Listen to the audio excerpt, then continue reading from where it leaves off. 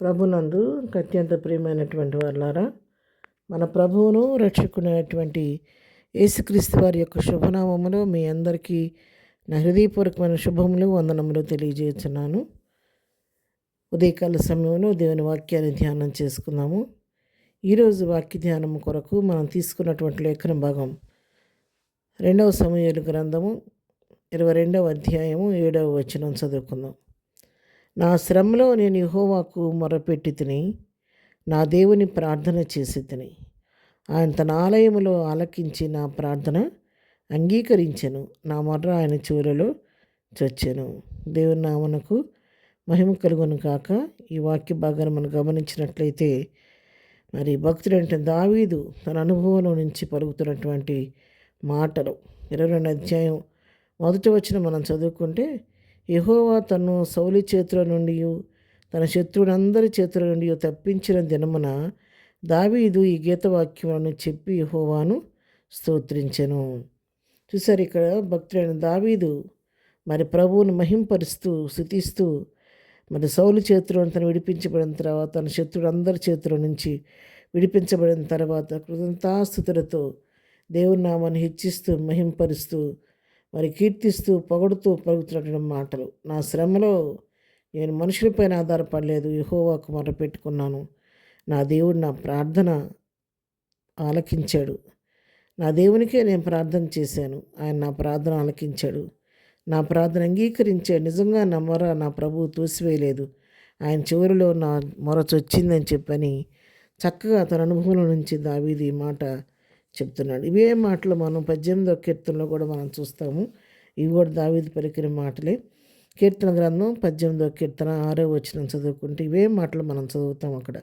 నా శ్రమలో నేను యెహోవాకు మొరపెట్టి తిని నా దేవునికి ప్రార్థన చేసి తిని ఆయన తన ఆలయంలో ఆలకించి నా ప్రార్థన అంగీకరించిన నా మొర్ర ఆయన సన్నిధిని చేరి ఆయన చెవులు జొచ్చాను. ఇవే మాటలు ఇక్కడ మన రిపీట్ అవుతున్నాయి. దావీదు ప్రభు పైన ఆనుకుని తన ప్రతి పరిస్థితికి దేవునిపైన ఆధారపడటం నేర్చుకున్నటువంటి వ్యక్తి. తన శ్రమ కలిగినప్పుడు మనుషుల యొద్దకు వెళ్ళేవాడు కాదు, దేవునిపైన మన దేవుని సన్నిధిలో చేరి యెహోవాకు మొరపెట్టేవాడు, దేవునికే ప్రార్థన చేసుకునేవాడు.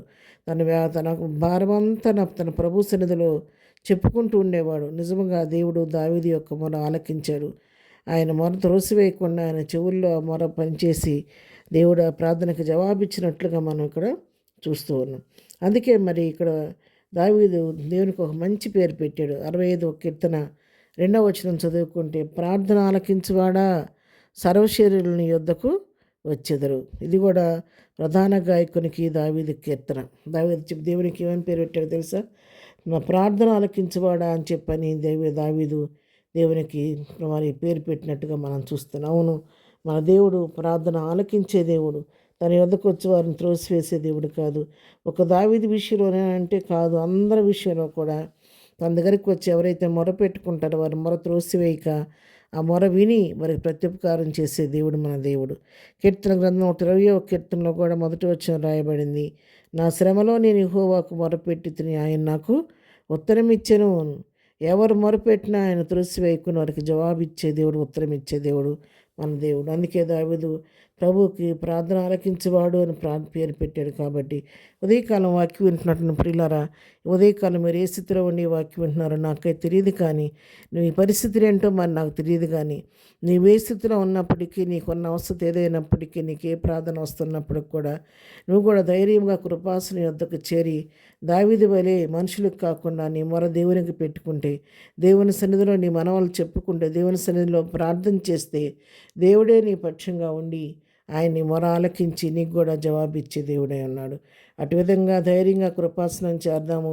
ఉదయకాలం మన మనవలు కూడా ప్రభువుకి చెప్పుకొని ప్రార్థించి ప్రభు దగ్గర నుంచి మేలు పొందుకుందాం. ప్రార్థన. ప్రేమ కలిగిన తండ్రి, పరిశుద్ధుడా, నీ కొందనాలు. ఉదయకాలం ప్రభా వాక్యం మా పిల్లలందరినీ పేరు పేరుని దీవించి ఆశీర్వదించండి. వారు చే పనిపాట్లో తోడుగొనండి. వెళుతున్న మార్గాల్లో నీ కాపుదలు దయచేయండి. వారి యొక్క అవసరాలు అక్కలు మీ నామంలో తీర్చండి. బలహీనలు ముట్టండి, స్వస్థపరచండి. కృంగిన వారిని లేవనెత్తండి, దుఃఖంలో ఉన్న వారిని ఓదార్చండి. బర్త్డే మ్యారేజ్లో జరుపుకునే బిడ్డలను దీవించి వారి కుటుంబాలు సంతోషం, ఆనందం, సమాధానం కలుగుచ్చేయండి. ఎగ్జామ్స్ రాస్తున్న బిడ్డలందరికీ నీ జ్ఞానం ఇచ్చి చక్కగా రాసి మంచి విజయాన్ని పొందుకునే కృప దయచేయండి. ప్రతి వారి అవసరం ఈ కృపలో తీర్చమని అంతమయం ప్రభావం మీరే పొందుకోమని యేసునామంలో ప్రార్థించి అడిగి పొందుకొని ఉన్నాము తండ్రి. ఆమెన్. ప్రభు కృప సదాకాలము మనందరికీ తోడయుండి నడిపించును గాక. ఆమెన్.